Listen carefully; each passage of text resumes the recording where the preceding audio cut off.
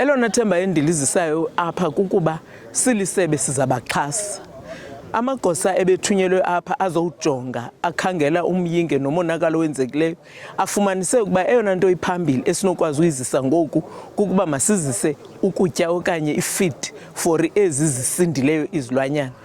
Nokuthi siye sabathumela oogqirha bezilwanyana babeze apha bayazinyanga ke ngoku ezi zisindileyo, ezinye zazo seziphilile.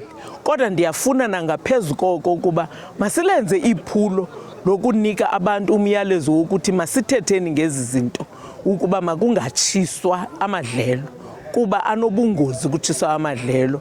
Kodwa ke ukuba sibona kufanelekile uba kufuneka etshisiwe ngoba bakholelwa ukuba iba ntle emveni koba etshisiwe, mayenziwe loo nto ngendlela elungiselelweyo. Kuthiwe sawutshisa eliya imfuyo yonke isuke kwelinye, litshiswe ligqitywe kugadwe umlilo ungayezindlini, kutshiswe elinye njalo njalo. Kodwa uba siyenza njengoku haphazardly okanye kukho abantu abavele benze, kufuneka sithethisane sizinkokeli zokuhlala nabantu ngokujikelele. Kuthiwe siyale nabantwana bethu uba mabangawuphathi umlilo emadlelweni kuba enza umonakalo ufana nalo. Kodwa sinethemba ke ukuba zifanga zonke kukho eziphilileyo njengoba sixelelwe, ezizishiyekileyo noko zawuphinda-phinda zivale nesasikhewu sezazifileyo.